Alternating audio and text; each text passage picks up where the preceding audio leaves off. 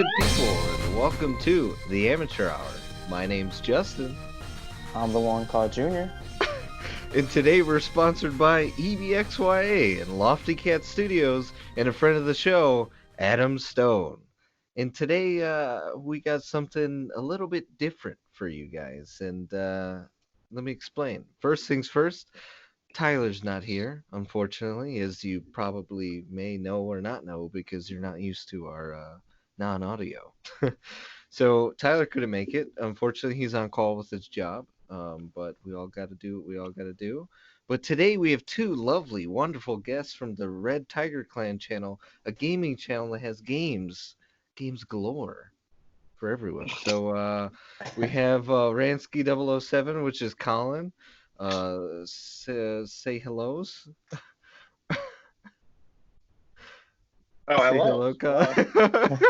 Sorry, I had someone walk in the background. So I got distracted. You're fine. And we have Kensky 007 as well, also known as Austin. Say hello, Austin. Hello, everyone. And welcome and thank you guys for joining us in the good old Red Tiger Clan. We also got a Warski in here, right? Oh yeah. So Yeah, I am you wanna also talk about that? to explain a little bit more about Red Tiger Clan. I'm also a part of it. Muisc 007. And yeah, so we could actually let's kind of get into it. Explain to me, Colin is actually the what did you say, owner, creator of the Red Tiger Clan sort of logo. Yeah, logo. We can say that. Yeah. Yeah. Most people call me the leader. I lead my friends to victory. No, but seriously, like it's been about a little over 10 years of being together. Actually, last night, I was looking through my old Facebook messages, like through the Facebook Messenger, and I went back to 2011 to somebody I don't even talk to anymore. It's Dylan Austin, somebody who used to be in the Red Tiger Clan. And I went to the first few messages we had to each other, and it was from 2010. And I was telling him how he shouldn't buy a PlayStation 3 and he needs to get an Xbox because the Red Tiger Clan is on there. So it's been at least a hot 10 plus years of the RTC being together. So, but yeah, we've been building people up. I think we're about to get a Junior Ski 007 soon, hopefully. That'd be nice. Preferring it's me. I don't know about that. I'm not on that level to play games every night. Or not just like wow, freaking insulting us, dude. Wow, dude. Unintentionally. What about you, Austin? How'd you meet Austin, Colin? How this friendship build? How did he become a 007er? Everyone always expects me to remember how I met every single person in the clan. Sometimes it gets tough. I know me and Austin met, I think, on Modern Warfare 3. So that was like how many years? What year was that, Austin? Would you say? Doesn't seem 2011. Well, actually, I met you guys back on MW2 just randomly, but I didn't join the clan until much later. For real? We met. I somehow got in a lobby with you guys with my friend who introduced me to you guys and eventually got me into the clan. Xandru. Xandru. So Xandru was in first, or? Yeah, Xandru was in first. He's the one that got me in. Okay, cool. Okay, so I heard get into the clan. What's the initiation process? There's something weird you guys are doing? Hey, yeah, we're younger. Oh, gee. I don't really think there's too big of a. There's not really an initiation per se. Honestly, I do remember.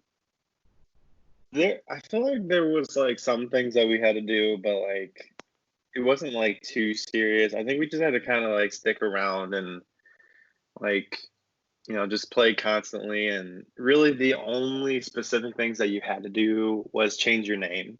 You have to have that SKIE 007 or the SKI 007. It just started like that because the first person, it was me and two others who like started the clan, and we call each other like the founding fathers, pretty much.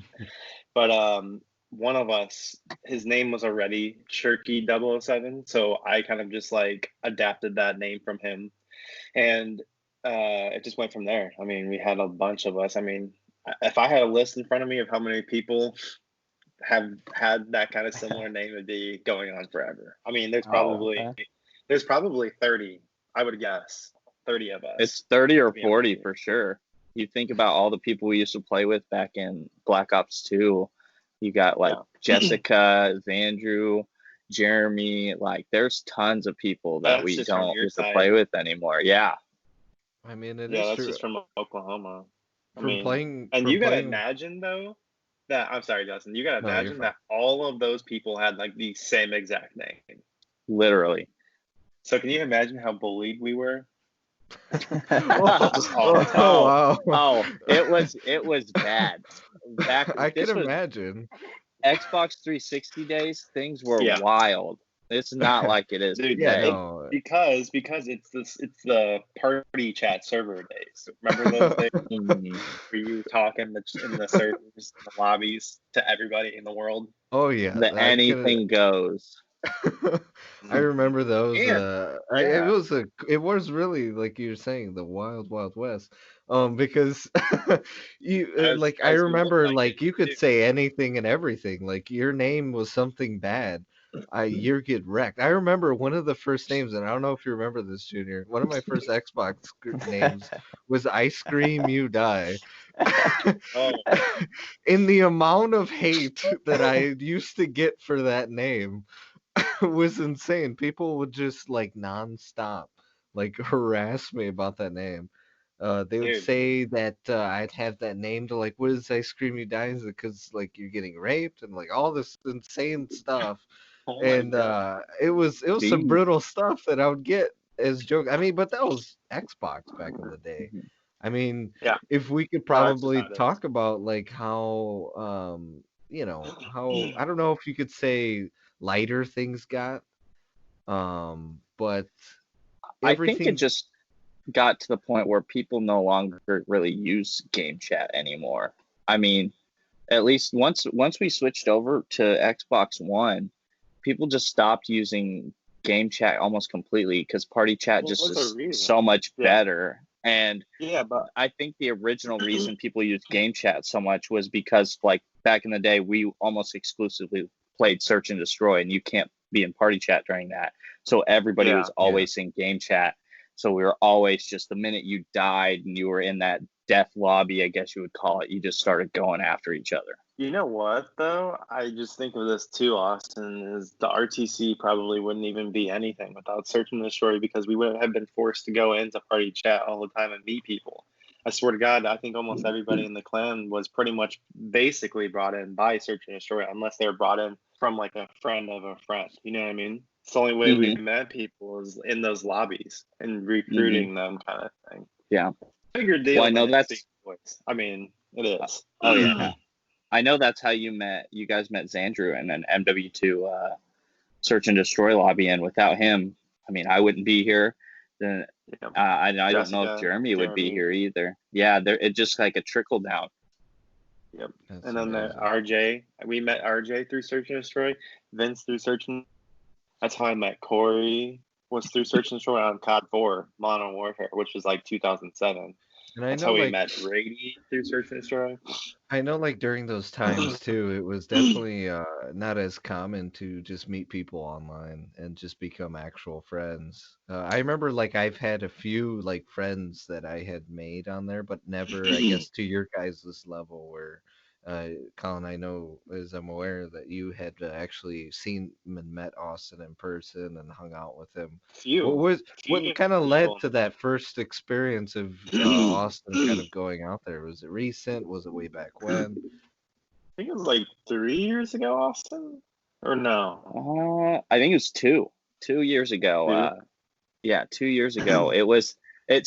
The reason. So we had always talked about me coming up there and meeting.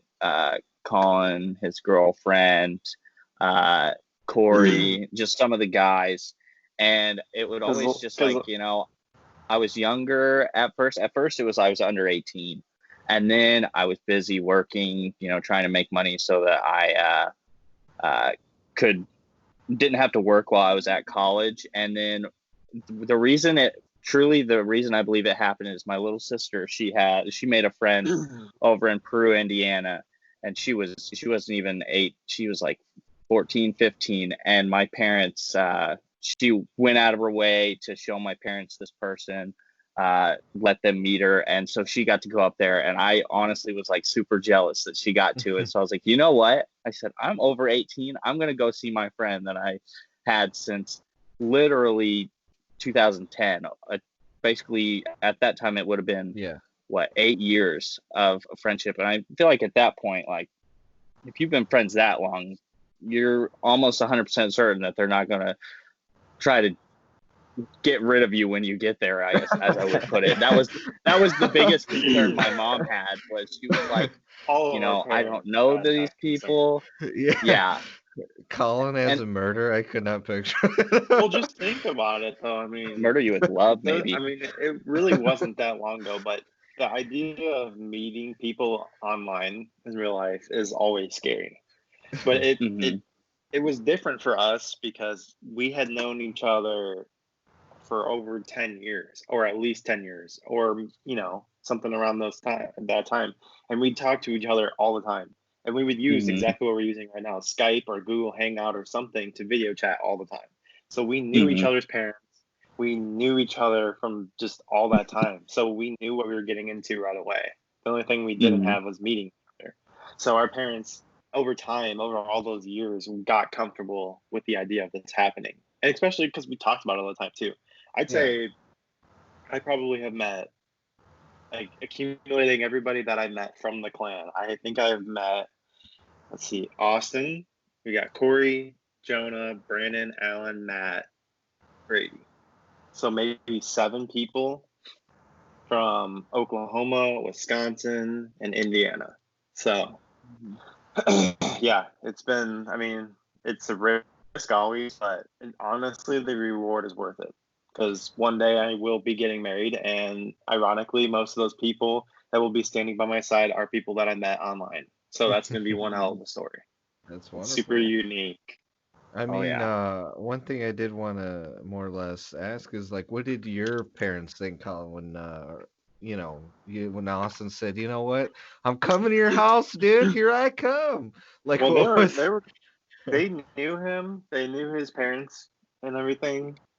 Given, you gotta think, I mean, well, no, I mean, it was 2 years ago, so I mean, we weren't really that much younger, but they were already comfortable and experienced with this because I've already been meeting people. Like, I think the first time I met somebody in the clan was Brady. That was the first one, and that was when I was like 14. So, and ever since then, every single summer I'd go to meet somebody. I met Brady like 3 times, and then Corey every summer after that, and then his brother, and then Matt, Brandon, and Alan.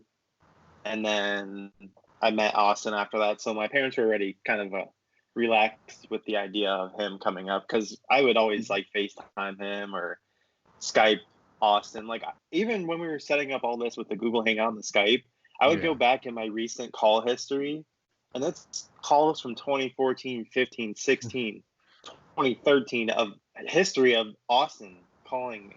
So, like, it was already set in stone. You know what I mean? Yeah. I mean, that's good. I mean, I think definitely that's very cool of your parents to double check and always make sure that that person's real. I think I wouldn't really fault the parents anyway for being real strict, especially like on Austin's end and stuff like that. Driving out somewhere, I can imagine your parents like, oh, okay, who's this person? Are they gonna, put you in pieces and put you in a little body bag or something, like, take you away?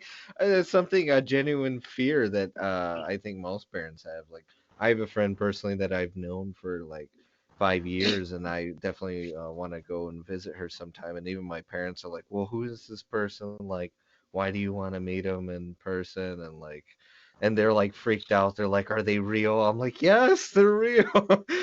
And I could, so yeah, I could definitely see how that's a whole different universe and world in its own for a parent, and being more or less afraid about that. I definitely want to get into too how I came about getting into the Red Tiger Clan and how I became eventually friends with you over here, Colin. Did you have to SMD? You know what? No. It was offered. No, I'm just kidding. But but I came in contact with Colin actually through work, which is, I guess, kind of uncommon with more or less the clan. I don't know how common that is actually running into face to face, but I had worked with Coles at the time. I think now that we could say that because we're both left. But Yeah, at the time, and I think you were just how I became friends with you. You were asking me to take a shift. probably makes sense. Colin asking somebody to take a shift? Yeah, Never. it was on Yeah, it was pretty on the regular and on the norm. And at the time, I believe that Colin was place. thirsty for someone taking a shift, and Oh, I was. I ain't gonna yeah. deny it. That And place then sucked. somehow after that, I was like, "Oh, who's this guy asking me to take a shift?" And I normally would say yes to everyone because it was the very beginning of my career there. So like Mm. every time like people asked me, I would always say yes, and eventually I learned to say no because then people take advantage. But anyway, I think then around then he would always come up to me and ask me, and then eventually he would just come by when I was working the shoe department, and then we'd just end up talking about video games and things of the sort, and we kind of just like, oh, like this is cool, and then eventually it just led into like, hey, we should hang out sometime, and then I realized his girlfriend worked at the same place at the time, well now fiance. And I was like, oh, hey. And then we all kind of sort of became friends. And I mean, I think it's been a friendship for about at least 2 years now. And then I I want to think talk more than about that, Justin. more. Is it Honestly, 3? Is it 3 years? I 4? think. It's When more did you than start that Coles? because I started Kohl's, I think, the 2016. Oh, wait. I think Whoa. it's been about 4 years, dude. Oh, yeah. gosh. Three and a Yeah. half. I know Four. I know it's been more than 2 because I met you through I think you came over to Colin's house and played Yeah. Xbox. And I met you over 2.5 years ago. So I think it's like been about 3.5 Oh years. my gosh, that's insane. Like I had to, how time flies is absolutely that's crazy. And then so Yeah. I met Austin over on Xbox and I forgot what game we were playing.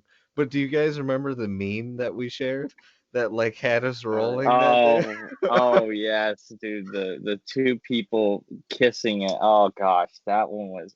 We died. Not even just that day. We died for like the whole week thinking about that freaking picture. Oh Yeah, my like that gosh, dude. became the let me see if I can find it real quick. It became Justin like likes that the you can joke of die the again. time. Okay, there's two pictures that that we kind of shared actually amongst each other. Um, Let me see if I could pull it up here. The dude with the whipped hair, like the whipped cream all over him, bro. Oh Yeah, yes, I where he's have like that. licking it off the spoon or. Oh gosh, No, no, that no. one. There's this And one it's right here. yes. Oh, that one.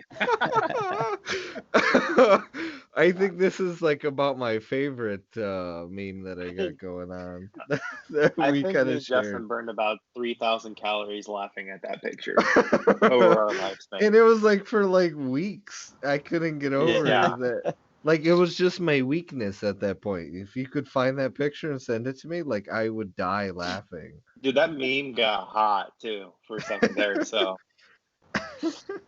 it's Let me brutal. let's see here. Oh yeah, okay. This was the meme right there. Oh my Oh god, dude. man, dude, that picture always. It was just so random, just cause like how he's like eating her face. Like her mouth, her nose is literally in his mouth. And It's I don't know literally how we in. came across that picture, but Dude, I have I no think idea. it was absolutely insane. So I want Yeah. to talk about like what have you guys been doing over this quarantine and like how's that been treating you? Start with Well, Junior. ooh, Okay. yeah, Start with Junior, me? start Ooh, us off, Yeah. yeah. please. Oh man, nothing. I've been playing a All little more right. Xbox than usual.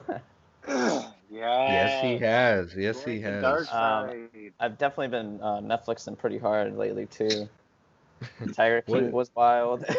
You actually you hopped on the Tiger King train. Was it actually a good sort of It's weird, interview? man. It's like, how did this even happen in real life, kind of thing. So it was Really? interesting to see, yeah. And then I got through the Formula One series on Netflix, which I highly recommend. It's a great show.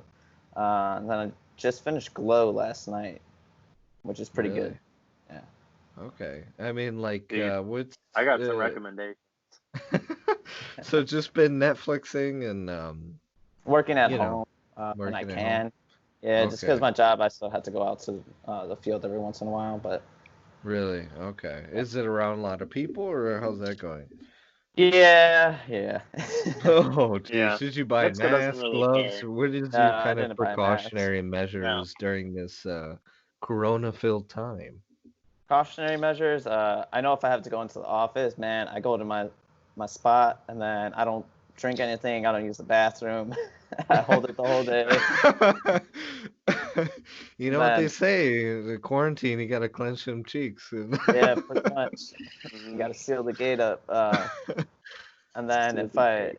if I do have to go to the field or something, I just come home, shower right away, and then Netflix, I guess. So you are working from home for the most part, then, Junior? Yeah. No, that's good. I guess you could say it's almost like a 50-50 split right now. Okay. I For mean, my that's dad, he still has to go every day, like Yeah. normal to work. So, really, and there, you can't dig holes at home, so you can't yeah. fix pipes from home. So I mean, technology. No, no, I'm just kidding. yeah, All right. So what about Robot you, you in. Junior? What have you been doing to more or less live your life in this wonderful time column? oh me? Yeah. Well, I picked up a heavy load of gaming. I'll tell you that. I mean, it's been nonstop. Uh, Playing RuneScape, right, Austin? Getting on my RuneScape. Mm-hmm. Such a grindy game, man. God, RuneScape, and then we've been diving. We've had a lot of time to work on this YouTube channel, the Red Tiger Clan channel. Man, we've been putting out a lot of videos, a lot of gameplay. So Yeah. we're doing that. Okay. And A lot of wars too. what have you been doing? Let's say, have you been going out much, or how's that going with the whole quarantine? I try to avoid going out. I mean, maybe we'll make a run here or there, but for the most part, it's been completely inside. So what the? Howdy! Holy You crap! coughed your hat off, dude. I So the host sorry. died. So we're gonna have to find a new host. Oh, Sending out that is out. applications. All right, sorry about that. So, you haven't been necessarily going out. That's good. I hope you're not going out. Give everybody Corona, dude. Yeah, I already did. Eats Corona time. What Well, about you, real Austin? quick question for Colin though is, Oh yeah, go ahead. did you guys already have a date set for like a wedding or anything? Yes, we do. Is It that pushing is it back? huh? Is the coronavirus pushing it back at No, all, or? God, no. I hope we aren't dealing with that when we have our day set. It's in 2022, so Oh, okay. we should be really good by then. For God's sake, Jesus. All right, that's Be awesome. stuck for the next 2 years. God. What about you, Junior? Still going for the little bit of the long haul? Yeah, we'll see, man. Okay. It'll work itself out when it's time. Yeah. All I know is I'm super excited, honestly, for both your weddings. I'm a wedding guy. That's who I am. Cake, I'm there. Okay. What about you, Austin? Let's get into your wedding. No, I'm just Oh, kidding. my wedding? Your quarantine life. Well, when I get married to Colin, no, no, I've been. I mean, I started a job in February, right before all of this hit. Thank God I did, because otherwise I'd probably be unemployed right now. But I've just been working from home, which is awesome because I work in the clinical side of stuff. So I work right next to one of the hospitals in the big town next to me, Tulsa. So I was kind of worried about it when all of this stuff was hitting, because I was, basically it prepared myself knowing that there was a good chance I would probably get it since I was going to be around people who already had it. But I've been working from home, playing a lot of video games, spending a lot of time with family. Colin and I have gotten into the habit, since we're both working from home, we FaceTime each other pretty much the whole time we're working and talk smack to each other the whole time. It's been, yeah, it hasn't been too bad. I don't have to, some days I have to go out to the actual office, and so I'll take a lot of precautions. My mom just made us all like these nice masks that I'm going to start wearing when I go in. But I mean, other than that, it hasn't been too bad. I can't say it's really hampered much for me. I mean, I went out a lot before, but I mean, it's not that big a deal to just stay inside. It's nice because I have a lot of friends online, so it kind of helps with the socializing. I don't feel like I'm just all alone at all times because I can just call somebody up, play some video games with them, have bro time, and then I'm good. Yeah. So what have you been experiencing more or less with the as you're saying, since you're close to the medical field, have you seen, like, is it a riot or how's that what's your experience with that? So for the most part, it's Oklahoma doesn't have too many cases, but I can tell you that it's very interesting. I know the first week it was really starting to hit the United States. All of our clinics, we had like these huge bottles of like Germex. When you're in like your business, you get those, those massive, like this big rolls of toilet paper. And like that first week, somebody broke all of the little toilet paper dispensers, took those big rolls, somehow got them out of the clinic, and then also took those massive jugs of Germex. Like they had to put away all of our masks and gloves because people would just walk in and take like 20 of them, or the whole box. Like it was bad. God. Yeah, It's but becoming a form of currency. I mean, honestly, we one of the guys I worked with, he was looking at eBay whenever all the toilet paper shortage started, and there was people selling toilet paper by the square for 99 cents on eBay. Oh my So gosh. it was it. I mean, it literally became a currency there for a bit. But we just had our first confirmed case of a patient having it. So we haven't been affected too badly. Anybody that's not a nurse or somebody who's like working with patients on the daily is working from home as much as possible. So we're just trying to make sure that if people do get it, it's the people who are actually trying to help those people who have it already. I guess what you'd call your first responders to cases. So yeah, it's definitely not normal, but it hasn't affected us too bad. Oh, that's good. That's definitely good to hear. I'm glad everyone's safe over there. And now, Junior, I know with this whole quarantine, this kind of, if you're willing to talk about it, this kind of pushed you to get a little certain type of protection, if you will. Yeah. I've stayed stockpiled on that, man. Yeah. But I mean, yeah, I think Oh, this is. wait. Okay. No, sure. Yeah, not TP. Whoa. That's like you said it in a very like innuendo sense. Oh, no innuendos here. I mean, we're clean. A little wink, wink. We're clean children here. Yeah. But this enacted you to get a gun. Be more specific. Yeah, now I know what you're talking about. Yeah. Well, I how think was that that was about the process? thing that I did panic buy, I guess you could say. I didn't even really panic buy. It was something I already wanted, but then as soon as everybody started buying it, you kind of don't want to be the last one without one. You know what I mean? Yeah, I do remember that we did talk about this on the podcast. Actually, we were thinking about getting the good weapons for just, I guess, the know-how as well as safe protection sort of deal. Um, But yeah, no, like the stockpiling for weapons. I know that's. I was looking at the news recently, and they're talking about like how the sales of that increase. So toilet paper and guns is the way to go. So if you need to wipe your derriere, just wrap it around your gun, and then just get between the cheeks. um, Yeah. Just be careful. Just be careful. Make sure it's I mean, unloaded. but I know that personally. I know you're not like the only one because I know in Colin's family they're stockpiling up too. It's just been the thing, sort of getting the good old weapons and the ammo Gotta get for ready for the the zombie invasion, dude. yeah, the apocalypse over here. Yep. You Now, never one know. thing that Someone could be coming to your door trying to get toilet paper, and you just gotta shoot them. Mhm.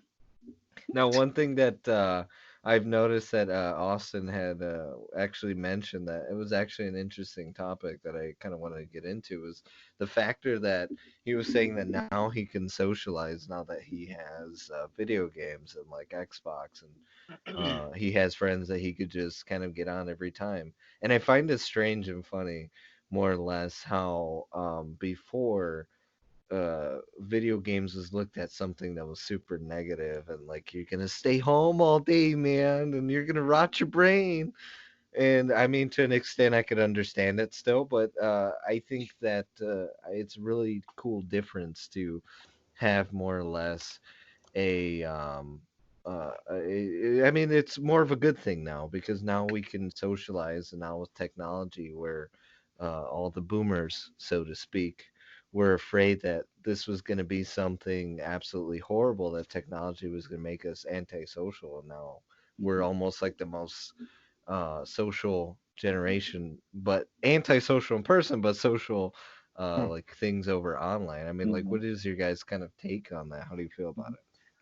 Well, I feel like, I mean, I think it was kind of shifting even before all of this happened. I think probably the last, I would say 3 years, it's really kind of taken a shift with how big esports has gotten and how much people have kind of realized that, you know, it could be a viable career. Because I mean, that was one of my parents' big concerns whenever I started playing video games a little bit more, was they were worried that I was playing too much, wasn't focusing on like school. I was an athlete, wasn't doing the appropriate training and stuff like that. But it's definitely been accelerated by this. Like I know, I mean, I don't know if you guys have experienced it, but like Nintendo Switches are like completely sold out across the entire United States. You can't find them anymore. I was lucky and found like one of the last ones before all this hit,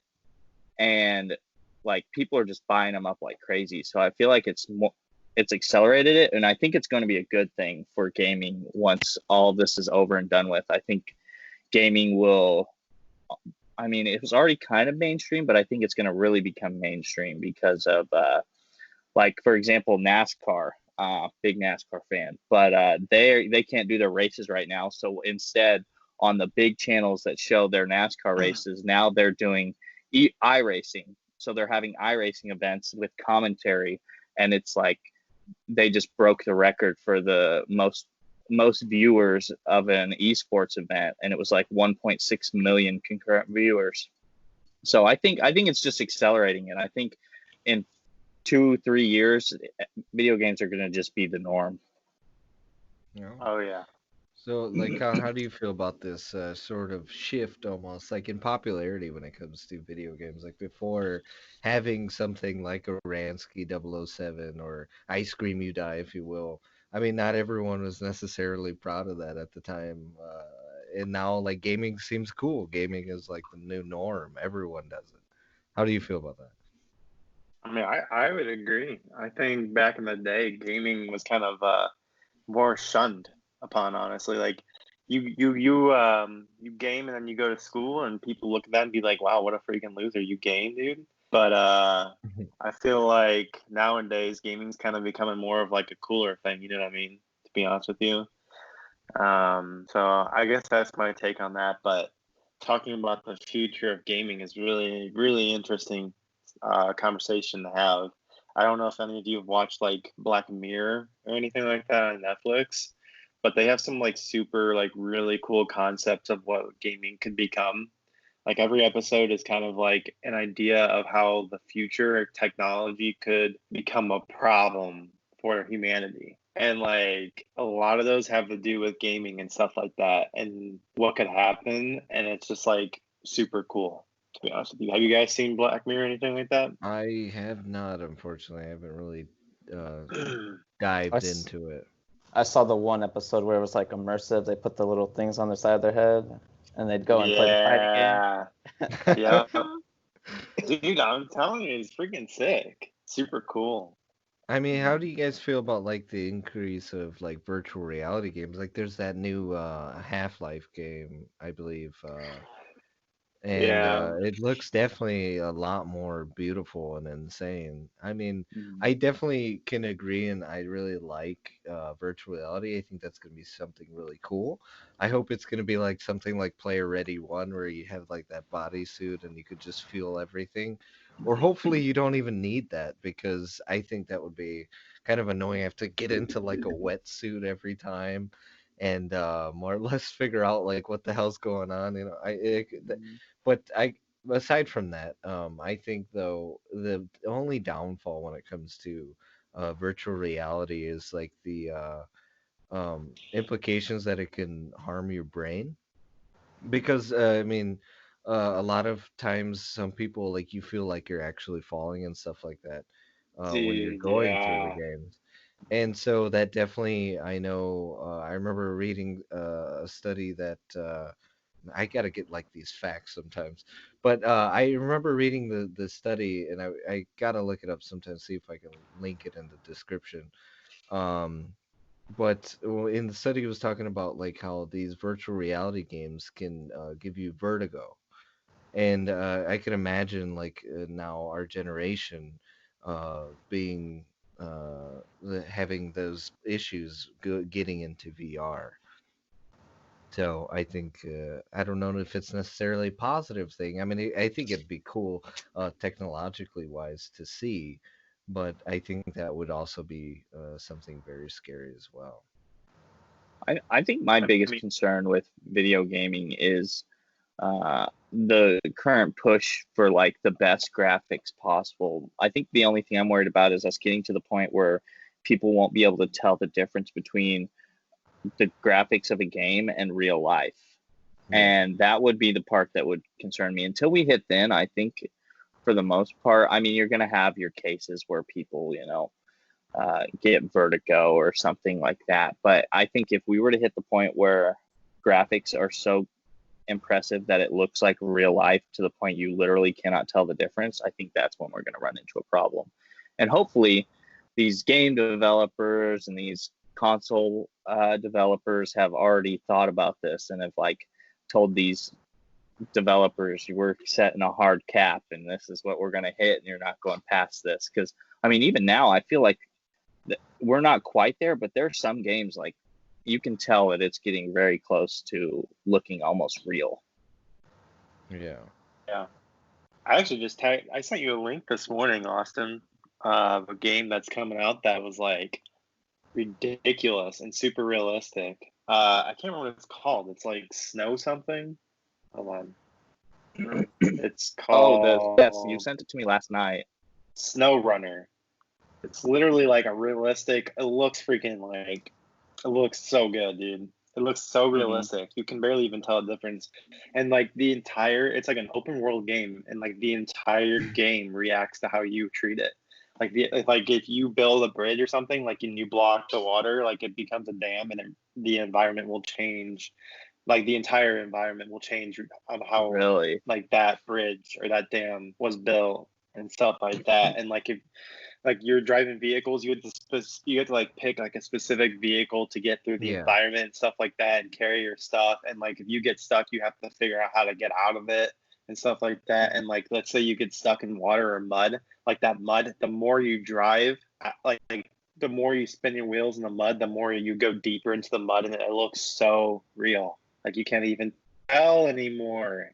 It's getting crazy. It really is That, getting crazy. yeah, that's scary because I mean, like you think about it, there's a lot of people out there who play video games, and I'm sure not all of them are doing it in a healthy way. That's the only thing they do. And so I've seen studies where they believe that a lot of screen time, video games, your phone, whatever, can lead to uh, mental disorders. And that would be the big concern at that point, is if you got games that look real, people are playing them nonstop, and potential mental disorders, that's whenever it's really gets very scary. This is the game Snow Runner, right? Yep. Right here. Nuts. Yep. Game looks incredible, dude. Here, It's let's not look out up- yet, I don't think. Is it coming out on Xbox One? Yes, Yeah. it looks like All right of 'em. there. Let's see, right here. Oh, geez, that's it. There's some graphics from it. I don't know. I can't really tell through Skype if that's looking crisp, but I can tell you right now. On my end, probably it can't looks, even tell the yeah, difference. it looks pretty crisp. Yeah, there was a trailer on YouTube. You know when you're watching a video on YouTube and then it splits all of a sudden into an ad? Well, that ad came on and I was like, you know what? It's a game ad. Let me just watch it. So I watched it and I was like, Jesus. This looks insane. Oh, geez. Yeah, Yeah, no, that's wild. like really cool. I think right now, if you guys need to, you can use the restroom, stand, walk around real quick. What I'm gonna do right now is have us actually go to a quick break, if that's okay with you guys.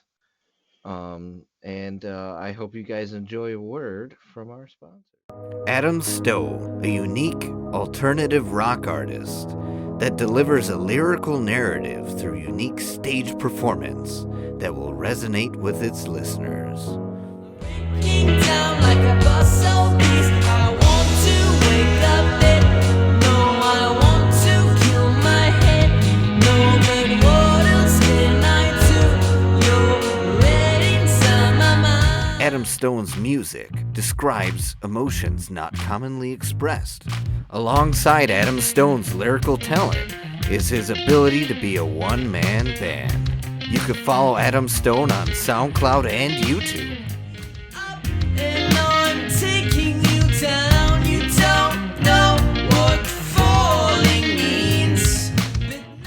So from Mexico to the rest of the world, I introduce to you your favorite ghost, Adam Stone.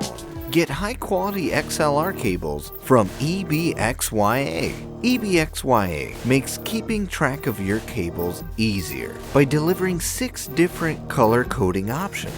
Their cables are made with a durable metallic connector, which allows your cable to last longer. Their cables are also made with a flexible, durable PVC jacket cable, imported with remarkable tenacity, elasticity, waterproof, mold-proof, and anti-cracking. Keep your sound intact and search EBXYA on Amazon today.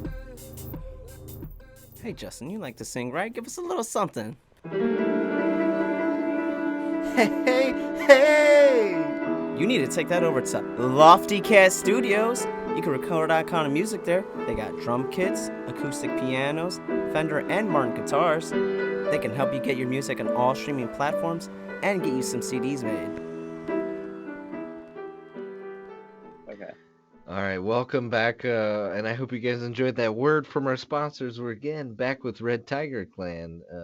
It's, Colin Safransky, or also known as Ransky 007, and we have freaking Austin, also known as Kensky 007 as well.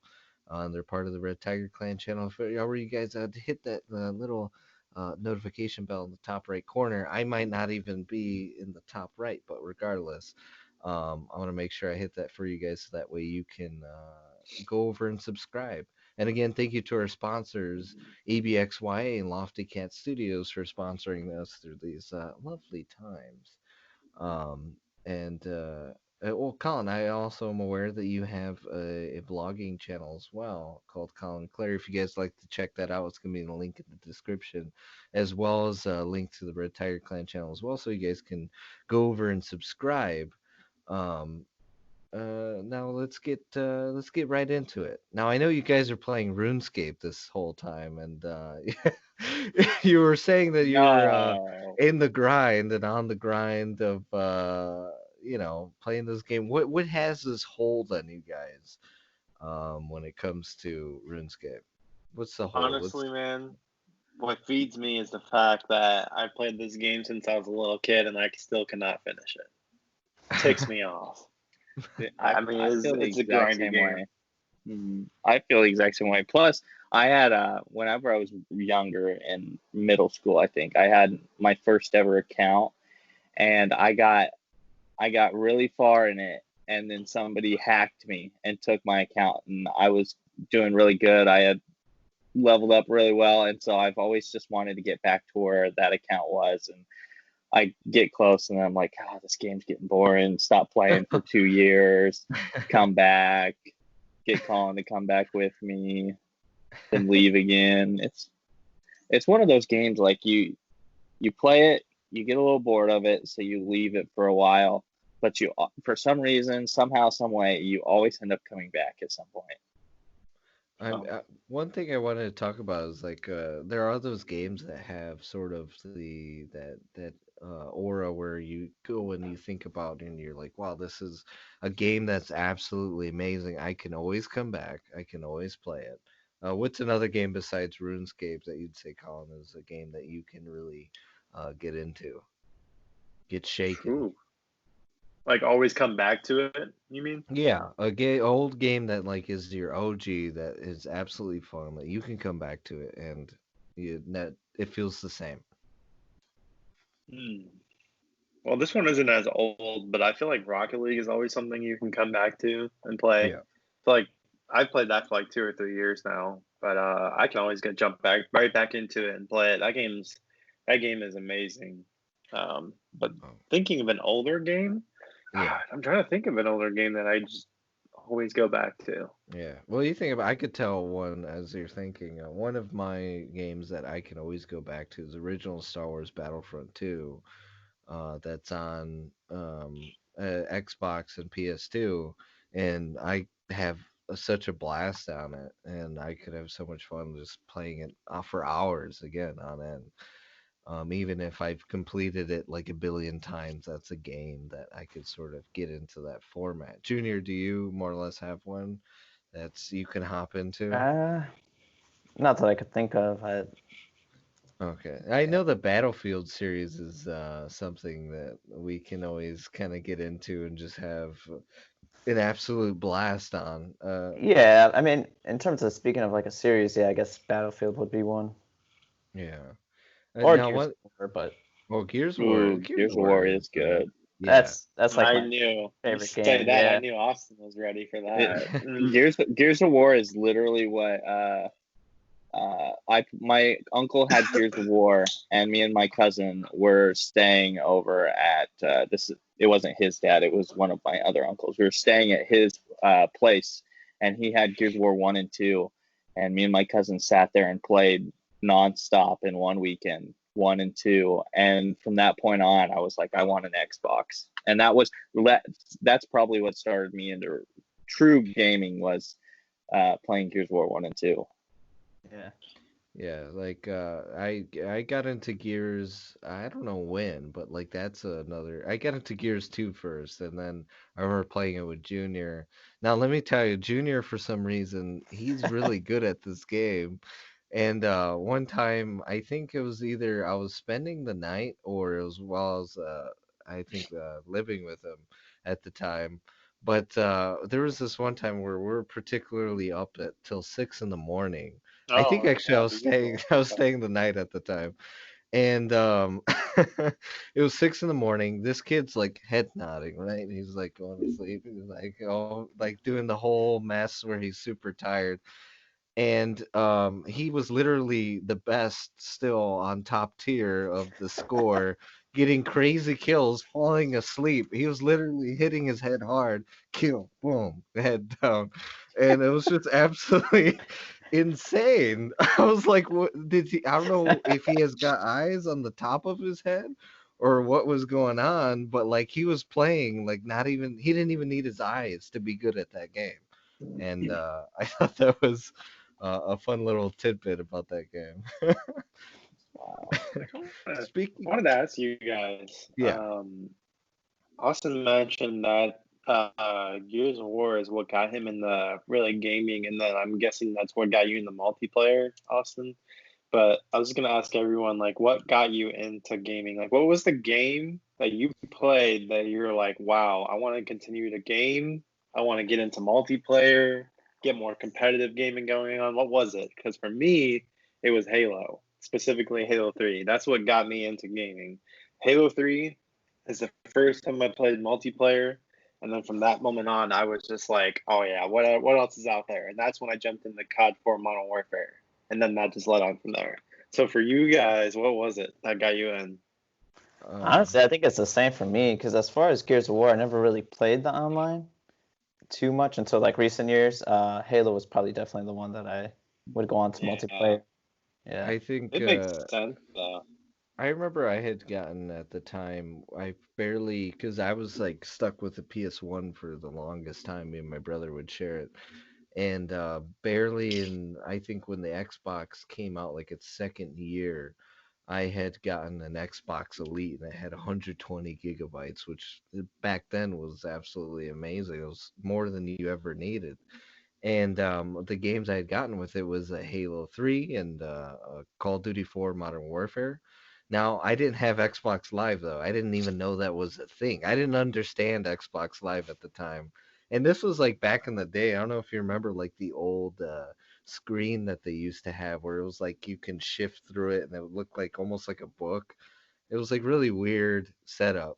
But anyway, I didn't have live at the time. But the game that when I got live that got me into playing online was actually MW2. So I missed out on the Halo 3 multiplayer. Okay. Well, I didn't miss out too much on Halo 3 multiplayer because there wasn't a new game at the time. So I got to play Halo 3 multiplayer, but it was MW2 was that game that kind of set the pace for me when it came to online games. And it was definitely really new to me. I wasn't used to talking to other people, but my buddy Eugene, he kind of got me into live because I went over his house. He's like, "Why don't you play?" And I was like, I don't know. I'm like, yeah, I'm probably gonna do horrible or something like that. And he's like, no, no, no, play. Like, here you go. And then I started playing online. I'm like, this is really cool. And then I started playing as like a guest, I think, on Halo 3 as well. And then I was like, I want to get an online account. And then I talked to my parents and like kind of begged them that to pay for the $60 subscription so that way I can play with my buddy online. And I think it was an absolute blast. I mean, I think I had a chance to play with Junior during MW2 era, right? I think so. Yeah. Or I, I feel like, at least in our area, MW2 was the one that kind of brought everyone together. Like, that's yeah, when you would go to school and you're like, hey, add me on there and we'll go play. So, yeah. That definitely was a blast for like video games and stuff. And I remember it was like getting into video games, and as we were talking about previously, was like that wasn't, I guess, something super cool. So it was like you always had like the look to each other, like, and you slide them, and not your digits, your gamer tag. You're Right. like, hey, dude, like. Ice cream, you die, and then everyone make fun of me after that. But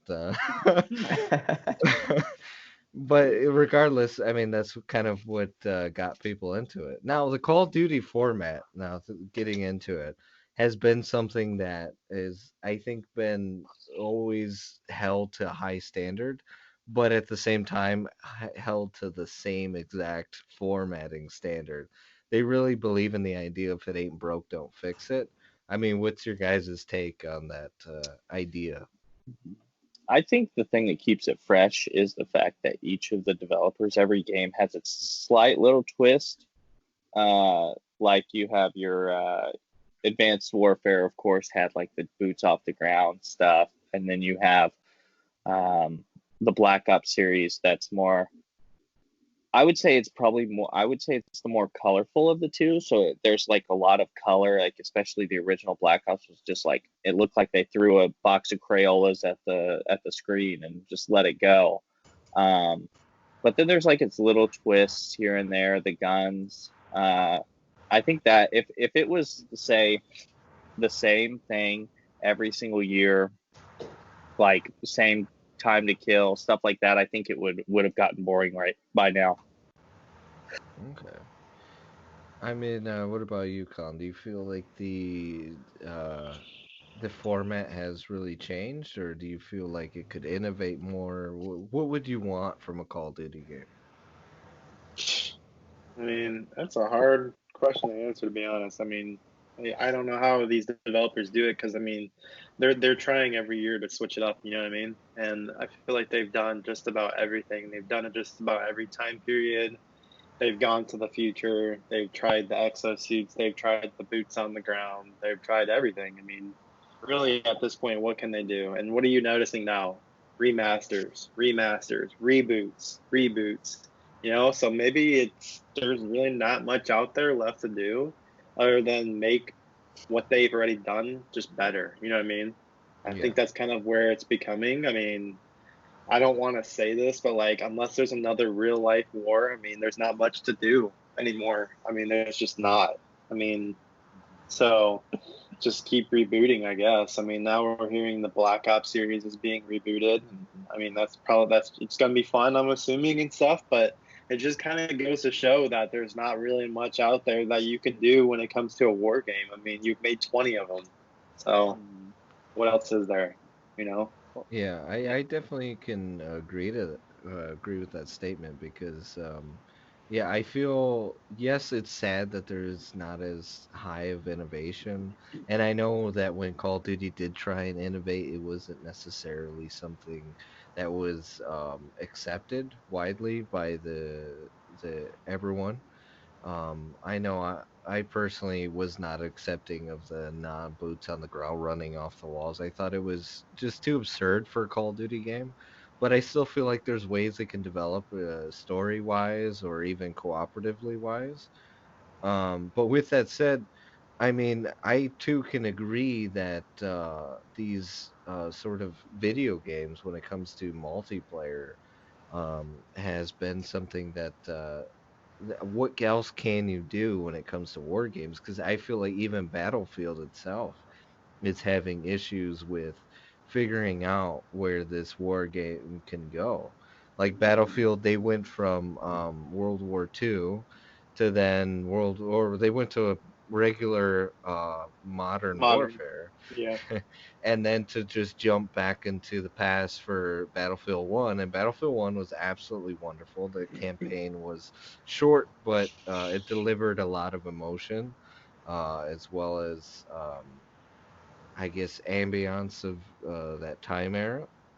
But then when you get into then the next game they did World War II. So then it's like, where do they go from there? Do they go back to this modern era? Do they go back to a different future, as Call of Duty has tried to do?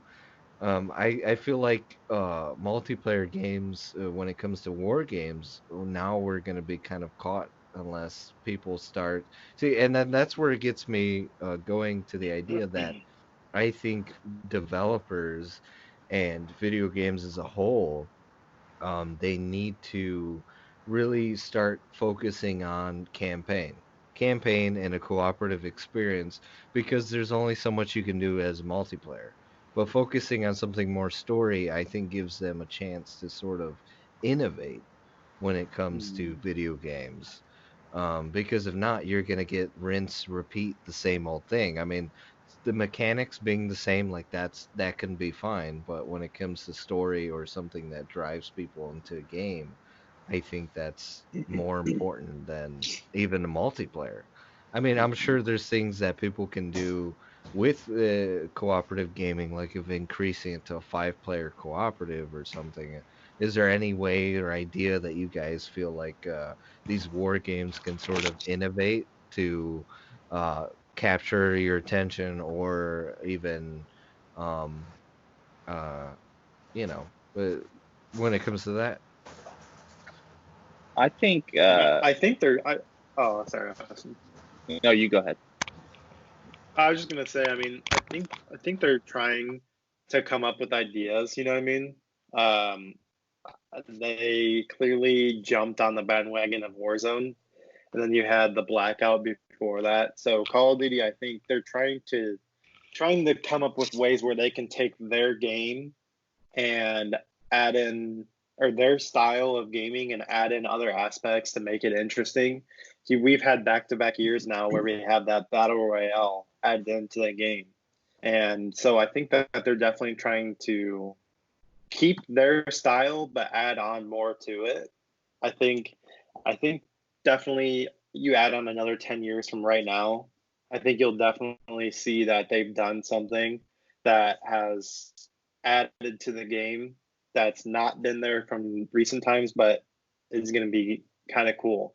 Because I don't think I see Call of Duty calming down. You know what I mean? I think they're going to continue every year. They're going to continue to sell their titles. It's going to be another 10 consecutive years of this. So they're definitely going to add something. And I'm hoping whatever it is super cool. And I think that'd be kind of cool, kind of going off what Justin said. They do something cool with the campaign where it's not just a solo campaign. It's 5-player co-op campaign where the story reacts to how you play.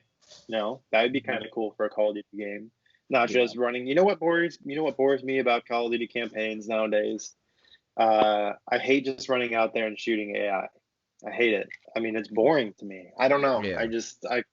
To me, it's boring. I mean, it's cool and all, graphics look cool, but when I just turn around the corner and just shoot AI over and over again just to get to the next checkpoint to see the cinematics, it's cool, but it's kind of boring to me. So what I'm really enjoying though are the new stories that are coming out where the story is going to react to how you play it. So maybe it'd be kind of cool to see a Call of Duty that does that, where it reacts to the environment. Yeah. So that'd be kind of cool. Yeah. I think for me, I think the problem with them trying to do stuff with the campaign or doing like a co-op mode is I think that right now the craze is the multiplayer, and so I don't think they're very focused on that, which kind of sucks because I do think like something where the game reacts to the things you do, like a Call of Duty where, say, you have a mission where the general of the army or whatever you're fighting against is on the battlefield, and if you say kill him or don't kill him during that battle, if he like retreats or something, you kill him, it completely changes the story from that point on. Like it changes everything because he was like a main part of the story and you somehow took him down early. I think that would be really cool and something they could build off of. But I just think right now the big focus specifically for Call of Duty is their multiplayer. And I don't think. Oh yeah. I think back in the maybe like early Call of Duties, like they focused on campaign a lot, but since then, like when you think of Call of Duty, you think of multiplayer, going in, playing domination, TDM, S&D. I think that Call there's of Duty other sells games off the multiplayer. Yeah, and I think that other games like Gears of War, for example, it has its multiplayer and its multiplayer is okay, but when you think of Gears of War, you think of the incredible campaigns that they have, and I think that there's a market, there's a certain market for those type of games, and I think that developers are kind of like almost forced in a way to decide whether, all right, are we going to spend a lot of money to make our campaign really good, and we'll sell a lot, but our player base will drop fairly quickly because there isn't that great of a multiplayer, or do we spend a ton of money on multiplayer and then have like an campaign and keep that player base throughout the whole year like Call of Duty does? I think when it comes down to it, I think the reason that campaign isn't as good as it used to be is probably because of money. Okay. I would actually agree with that. Do It's you about guys consistency, you know? Do you want Hmm. them to make that shift though? Like, let's say if Call of Duty decided to focus on their campaign and they made like, let's say this 5 to 4 player cooperative campaign where you play as a squad that, let's say, is focusing on the realistic aspect of being and working together as a team and having to do certain sort of tactical, like military, let's say, breaching, clear, and taking out of certain terrorist groups and stuff like that. Would that be something that would entice you guys to, uh, think of Call of Duty in a different way? Do you think Call of Duty can ever kind of get away from the idea that it's just multiplayer? I think at this I point, think there's a possibility, but I think it's very slim. I think they make so much money off that multiplayer. I think that I would almost wager that when they create a game, the first thing they do for like the majority of the time is they just work on multiplayer. I think they have like a team, a really small team that works on the campaigns. Because I mean, you look at the campaigns, like the first few Call of Duties, the campaign was pretty good. Like you going through all the way through Modern Warfare 3, campaigns were awesome. Like when people talk about Modern Warfare 2, Modern Warfare 3, they talk about the multiplayer, but they also talk about the campaigns because they were so good. And then you saw that big shift where Call of Duty became really big in esports, and then it shifted from they focused on the campaign, but also had a pretty good multiplayer. I had its kinks here and there, but it was overall a really good experience. To well, I think one of the Black Ops doesn't even have a campaign at all. I think it's Yeah. Black Ops 4 doesn't have a campaign. And oh really? Yeah, yeah, Black and Ops 4 has no Wow. campaign. I think that in Call of Duty's the Call of Duty is its own breed. Like there's no other game like Call of Duty. There's other games that try to be Call of Duty, but Call of Duty has the name, and I think that in its particular case, I think that it's very unlikely, at least not anytime soon, that they really start focusing back on the campaign. Something like Battlefield, though, I could totally see Battlefield just like going like, you know what, we have a pretty good multiplayer, but we could really drive home our campaign experience. Them making a truly immersive campaign that you could play with like 2 or 3 buddies. I think I there's think would potential. Yeah. I think that like it would make much more of an impact on Battlefield to have a really good campaign than I think it would Call of Duty. Because Call of Duty right now, the fan base is the fan base. Like everybody buys it. I mean, me and Colin, we buy it every year regardless. I mean, I bought Infinite Warfare and didn't play it for more than like 2 hours. Yeah, So it's true though. I mean, well, Infinite Warfare came with the remaster, didn't it? COD 4. yes, that's probably. I Yeah. mean, even if it didn't come with it, I probably still would have bought it just because Oh, yeah. I want to have every single one. But yeah, I think Call of Duty is just in that space. It's in its own bubble. That nothing for the time being. Eventually, I hope somebody will start truly competing with them, because competition in anything is always good because it'll make both things better. Like if Battlefield could really get up to the point where it's like a true competitor to Call of Duty, I think that both games would end up being better. I think so too.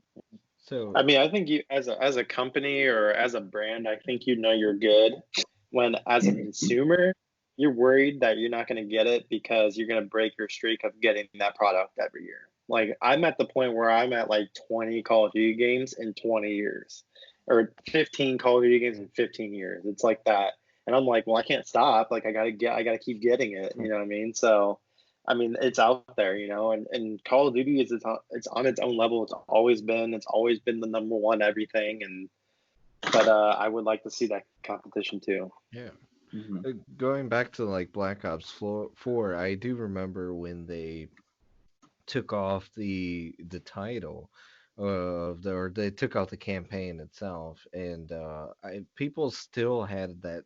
I know it got a decent amount of backlash for just being a particularly multiplayer game. Um, but yeah, no, I definitely find that very interesting, more or less. your guys' take on the idea of where campaign is going and how it could sort of be improved. And I'm glad with this recent Modern Warfare. I mean, I remember Colin, you were saying like you don't like just shooting at AI and getting to the next cutscene.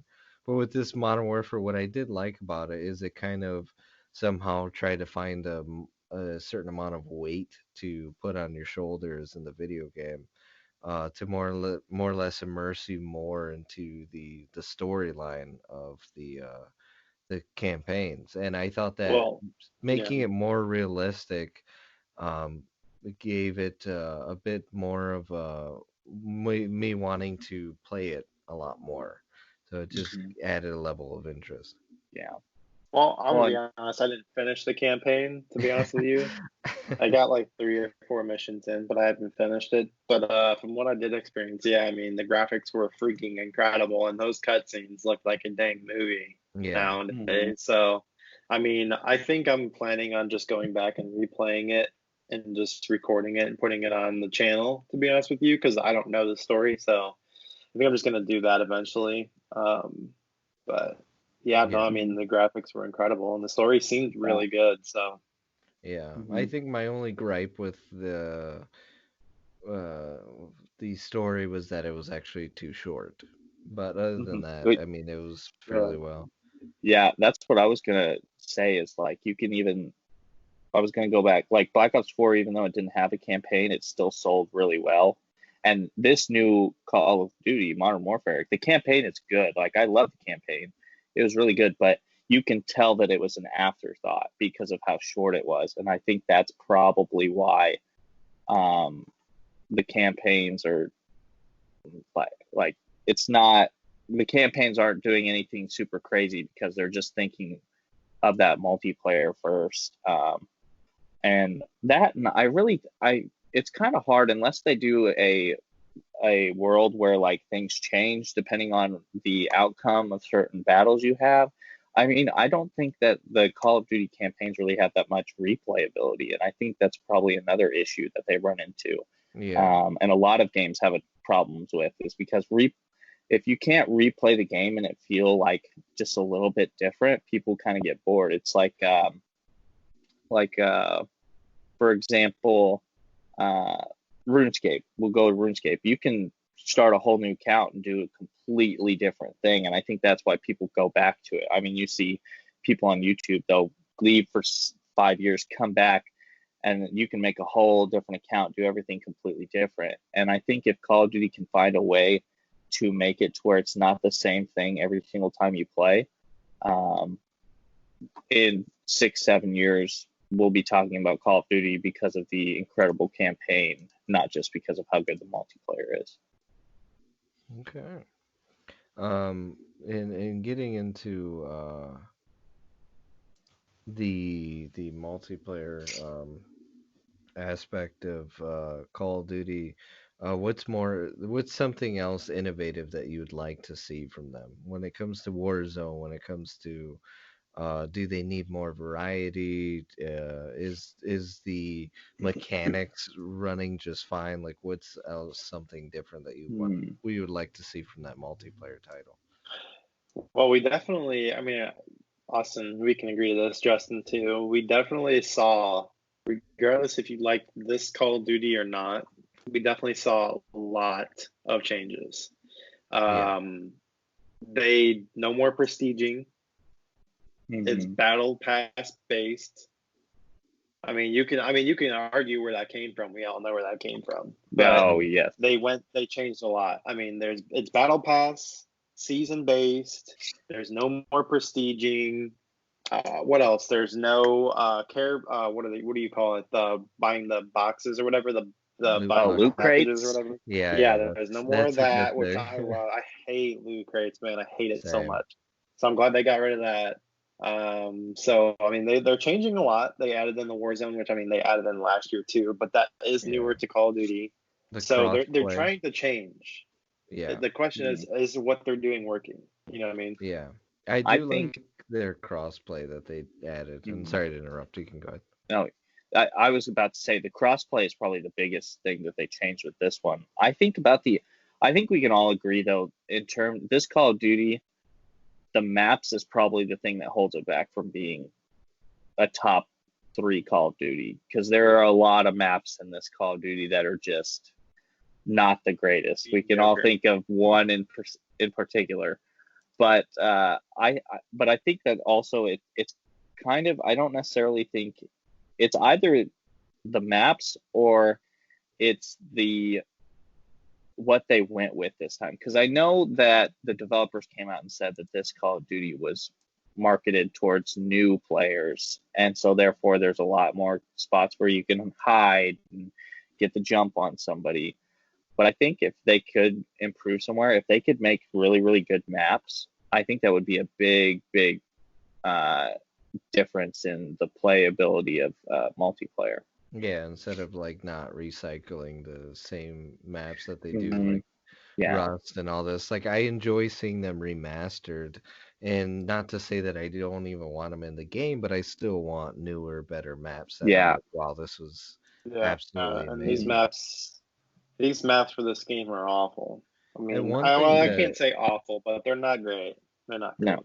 Well, and the thing that sucks is that they bring these old maps back in, and they don't fit the game necessarily, because it's so much different than the past Modern Warfares or Black Opses. It's like it just doesn't fit, and so a lot of those maps, like for example, Shipment, when it first came out, it was just a complete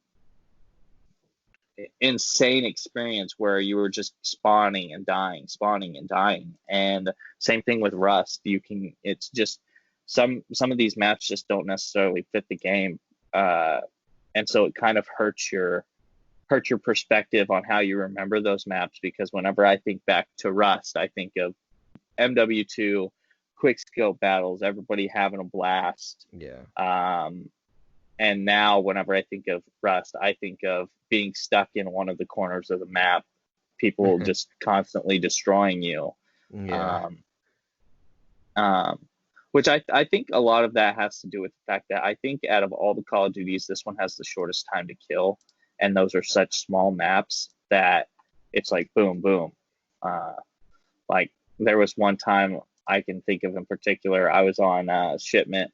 I died before I even got to spawn in. Some guy shot a RPG and I died again. And so I got 2 animations of me dying without even getting into the game. And yeah, Shipment is an intense map for this it's, new yeah, Modern Warfare. It's usually intense, but it's never been like this before. Yeah. It's interesting. I'm interested to see what the next Call of Duty does, because of the fact that the rumor is that originally it was supposed to be a Sledgehammer game, and now it's going to be a Treyarch. Mm-hmm. So they're losing a whole year of development, and it's kind of scares me, because Black Ops is my favorite series. I love the multiplayer in Black Ops, and it really concerns me that they lost an entire year of development. How do you feel do you feel like crossplay is more or less going to be the new innovation, that every video game should kind of have a crossplay when it comes to multiplayer, cooperative, no matter what, just online in general? Do you feel that PC players should be playing with console players? Xbox could play with, let's say, Nintendo Switch or PS4?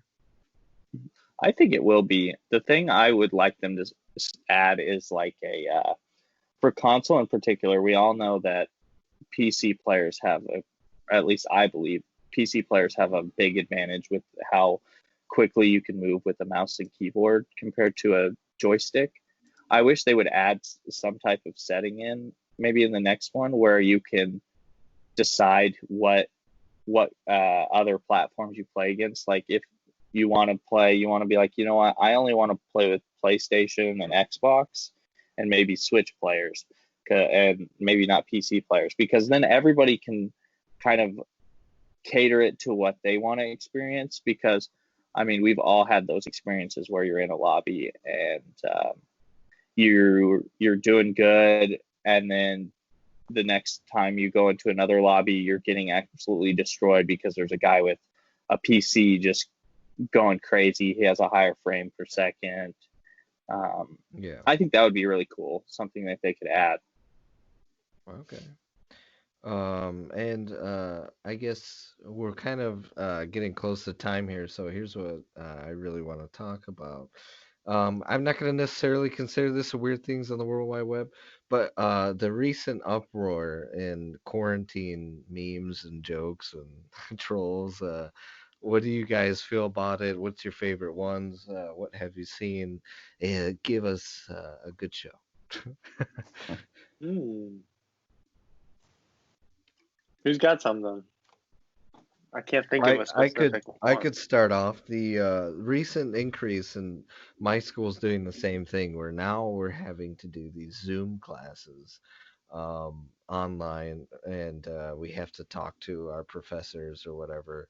I've been seeing like these crazy just videos of just Zoom fails of like class fails. Like one for instance, this girl had her laptop and she's walking with it not really paying attention to her camera, sets her laptop down and pulls her pants, sees the restroom, and everyone's like, "Whoa, whoa, whoa!" And they're trying to scream at her Oh to no. stop the what's it called, the recording, and then she like notices it last minute and stumbles to shut her laptop off. I thought that Oh was hilarious. my god. There's another one where this guy has what's it called? His parents ask him if he's doing the laundry or if he's done his laundry, and then the kid just screams at his mom that he will do his laundry later, and then well, in the middle of the professor talking, and I thought that was absolutely That's really hilarious. funny. And then he proceeds to, I forgot, he was asking some sort of math question, so then he proceeds to, after he finishes yelling, to be like, okay, so it was X times whatever whatever, and then the professor goes again, and then he screams at his mom again, like, no, I didn't buy any dryer sheets, like screaming off the The top of his lungs. And last night I ran into these videos where people were joining these Zoom classes and just saying random stuff or screen sharing what's going on. Like one kid screen shared him playing Fortnite, and everyone's like, "Whoa, what's going on?" And then another one where this guy just started screaming that for everyone to give his PayPal for everyone to give their PayPal account to him. If not, they're gonna get hacked. But like he's just screaming, sort of like a robbery, if you will. Mhm. So, is there any that you guys seen in particular, the meme wise? I saw a Um, guy, he had a company meeting over like a video call, and there was like a whole bunch of people in there. Like I'd say like 15 to 20. And it was so funny because everyone's face is in there, but this dude somehow managed to like make his face a potato.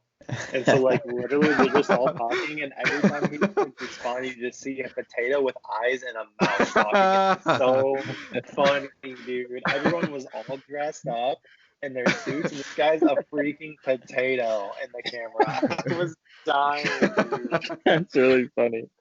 Uh, um, the only it's not a meme, but my brother-in-law, they're doing Zoom meetings. He's a medical physicist up in Missouri, and they were doing a big Zoom meeting with all of like the people in his department.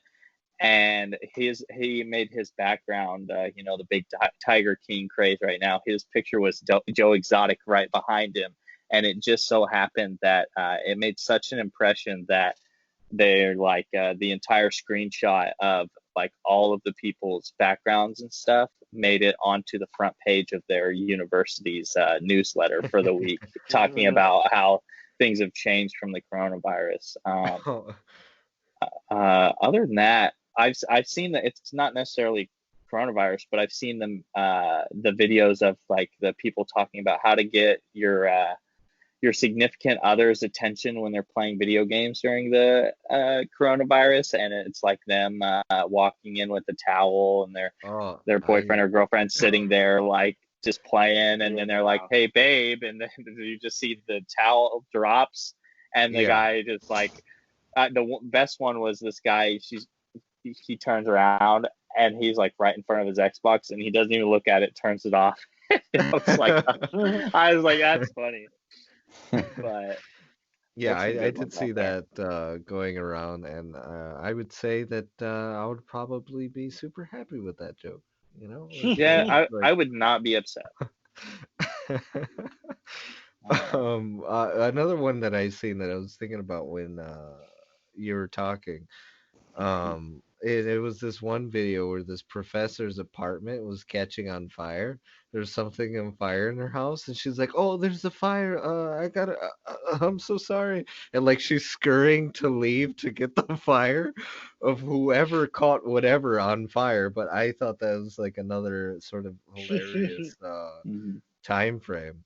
And then Mhm. I know there's like a ton of memes for like now these kids graduating high school. There's this one kid who he dressed in a cap and gown and he had his laptop and he's walking and pretending like he's having his ceremony and then sitting down and then they're all like throwing up their hats That's for funny. the for their graduation. I thought that was hilarious.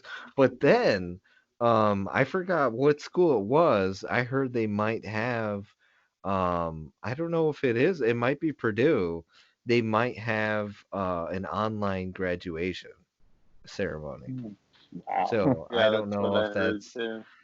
I think that's Wow. kind of hilarious in itself, and I never thought in my lifetime, and I probably assume that you guys feel the same way, is that I never thought in my lifetime I would ever think of people graduating like online and having their ceremony that they've worked so hard for have to be online because of a ginormous virus. No, Yeah, yeah, sucks, man. it's wild. When you're talking about Zoom, the girl having her Zoom fail, one of the my boss yesterday was telling me that one of my coworkers had a little bit of a Zoom fail. They didn't leave the lobby, and the owner of the lobby, or I guess joined in, or maybe the guy joined early, something, and he was just in his boxers, just walking around, and so they were trying to get his attention. I'm assuming Oh, maybe he like muted the computer, so they like literally they called his boss because they didn't have his phone number, and his boss had to call him and tell him that he was on camera in just his boxers. And she said the lady described to her that the moment he like you could tell the moment the boss told him what had happened because he just looked over at the camera real quick and just ran over and just slammed it down real quick. It was so funny. I was like, oh man, that's literally like I everybody's mean, nightmare. That was at basically going to school without your pants on. at that point though, I would just like I would own it, you know? If I didn't have pants on, like I mean, I'm in my underwear, right? Like right now, I'm completely naked and you wouldn't tell because I'm under this this this poncho. That'd be strange, though. I'm kidding. No, What I'm kind of not. fetish are you into? Can you imagine having an interview or a conversation with someone who's naked the entire time? I'm like, I'm wearing no bottoms, and I Dude, stand up, and then just nothing but leg. I mean, you can't tell. Like, it's every leg here. I mean, like you don't know what's going on. Like, hey, you don't have to imagine it. I've been naked this whole time. You just oh can't see god. it. I'm not just kidding. Jesus. Stand up, it's just a pale moon staring at me in the face. Yeah, just a pale moon. Oh, dude, that's funny. Well, one thing that I've noticed you guys doing, and I was doing at the time, growing out the quarantine beards. Can you explain to me what kind of got you guys into that idea? Well, society doesn't have to see the disaster, and neither does my job. So I figured this is my only opportunity in my entire life to do something weird. Yeah.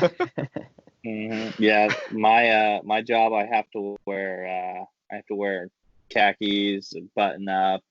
Sometimes I have to wear a tie so I can't be too scruffy. Oh So gosh. I've always wanted to see how far I can get it to go. And so I was like, you know what? Until this ends or until I'm forced to shave it, I'm letting it grow.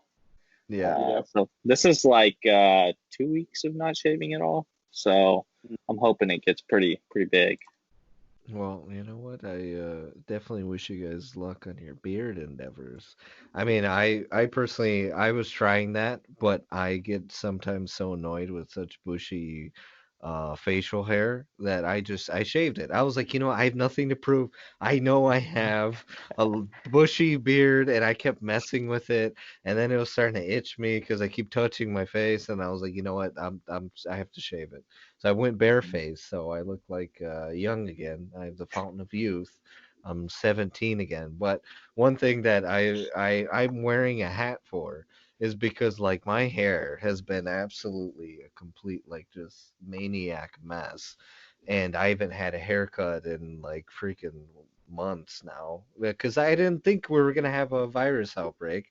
I mean, are you guys experiencing the same thing where you just I know Junior's hair actually has been kind of getting long in general, Yeah, I but mean, you know me, my hair goes through cycles where it just gets long, and then I try to shave it all off.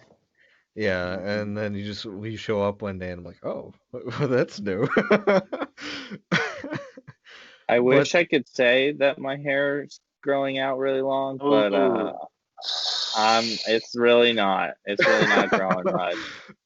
oh no. I like Yeah. Colin's reaction. He goes, ooh.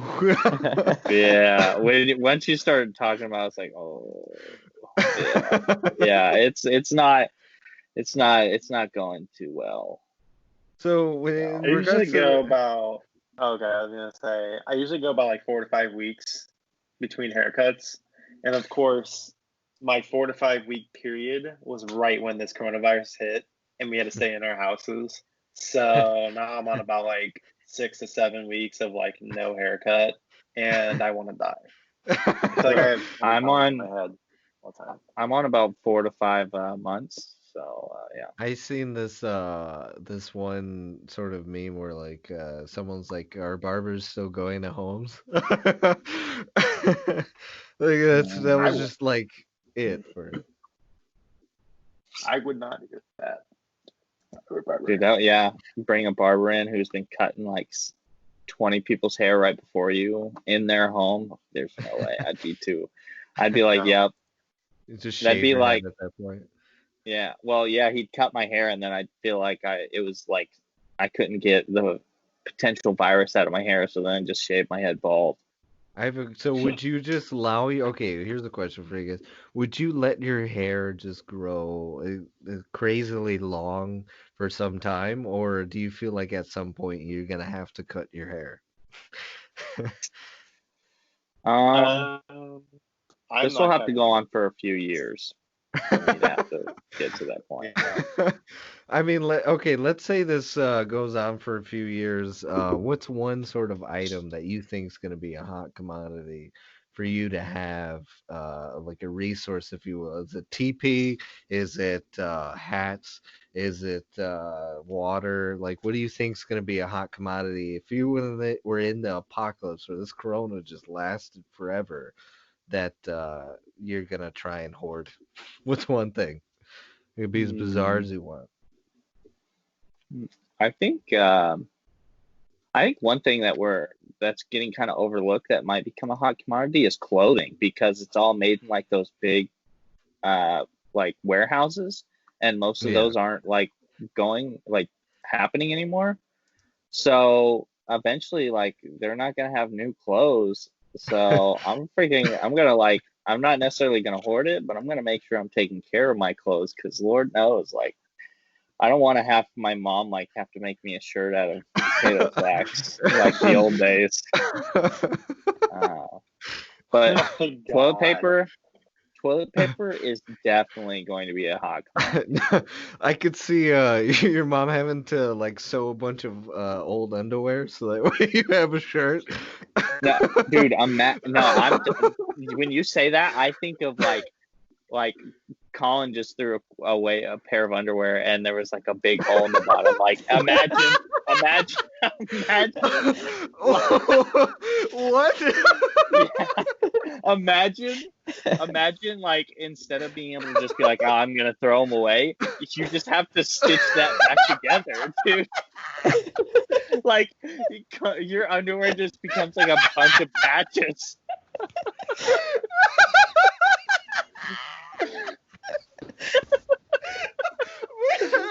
Oh my gosh! Wait a minute. So you're telling me, Colin? Wait.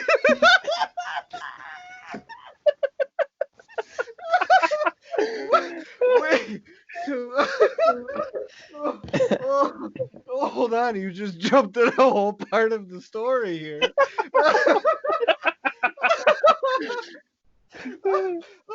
I didn't even hear what you were saying. So, so Colin, this hole in your what do you have, like acid farts, or like what's going on here? Look, I don't know what I'm allowed to say on here, but I typically develop holes in the bottom of my underwear where something hangs through. So I had to at that point. How does that happen? Okay, either there's a little bit of a larger in charge here, or, or you got some like rancid pee going on. Well, Hey, we do man. always give Colin crap about when he plays Xbox that he sweats a lot. So maybe that's possibly the That's reason the why. problem. Oh, for Dude. the love. I literally laughed my head off there. I was not expecting that. Colin the other day was throwing out a pair of underwear. I was like, what? Well, the funny part was that it wasn't like Colin. He'd gotten new American Eagle underwear, and Clary's like bringing him in, and he's like, "Dude, look at these." Which he showed me these pair of underwear, and it ended up making me go and buy some underwear. But Clary just comes out of nowhere and just has like his pair of underwear with this massive hole right in the bottom of them. And I was like, "Oh my gosh, Colin! Like, how do you do that?" And he's like, "It just happens. Like, Maybe he it's not the first. Like, all I got out of it was the fact that it happens often. Maybe like, he that just he always gets these holes. maybe he just needed an easier way to pee. Like, I mean, Man. that would definitely work. It would definitely work. You'd have to angle a little bit, but I mean, I'm sure you'd be able to figure it out. I mean, can we talk about like how important underwear is that you don't realize, like, with a Oh good pair of gosh, comfortable underwear? Sponsored by Me Undies. dude, yeah, that would be nice. Boys, before we start this one, I'm gonna have to go. Oh, well, yeah, I'll actually just end up finishing it off. I did want to say, at least give me what's one thing that is more or less a hot commodity that you would keep going in this, like in an apocalypse era. My Eddie. Your This thing tea- keeps me hydrated every day. Oh, your water? Yeah. All right, you, Junior, you go ahead. Some sort of food, man, for sure. Some sort of food, start growing wheat in the back, Yeah, or something soybeans or along the something. lines. I don't know. All right, thank you guys so much for having this guest appearing on the Amateur Hour podcast. If you guys want to check them out and check us out, actually, some more, and get some nice hot video game takes, as well as nice, awesome, cool gameplay. I know we have a new series, Detroit Becoming Human. If you guys never heard of the game, check out the Red Tiger Clan. Again, they post every Monday through Friday, right, guys? Yes, sir. Monday through Friday, you can catch the Red Tiger Clan posting new videos, and especially in this time of quarantine, I think it's definitely very needed for some entertainment, especially if you are a gamer out there. I'm going to have the link in the description. Again, thank you guys so much for appearing. For those of you out there, thank you so much for watching as well. Thank you to our sponsors, EBXYA, Lofty Cat Studios, and the friend of a show, Adam Stone. Any last words, Junior? No, I think you summarized it all. All right, and I hope you guys stay home, stay safe, and love ya. Bye. Hey, All right, some more so- style. You need Mhm. some more style? I got more style. Look No, I said ASMR style. Oh, dude, please wear the Oh hat. my god, yes. I figure it's a funny gag, just wearing a freaking fedora hat that I never Dude. ever wore. Oh yeah, now I the only remember when person- you bought that. Yeah, you remember when I bought it? I was like debating. I was like, should I? Should I not? And I was like, nah, why not? And I I think wore I it told one you. time, I think and I told everyone you not roasted me. to, and you're like, Yeah. I'm gonna still wear it. Now the only person not wearing a hat is Colin, leaving, Alright, setting his dude. own trail. How much time for me to get a hat on? What It's a ridiculous. loser. What? Yeah, what a loser, dude. Look at Colin with his hat. Wow, you got Represents peer the pressured into hog wearing a point. hat. Hello, everyone, and welcome to the. Oh, no, it's not hello, everyone. It's hello, good people. I forgot my own intro. Did you hit the 170s? I hit one. I'm literally at 180.0 right now. Yeah, I could tell you guys are playing RuneScape while we're doing this.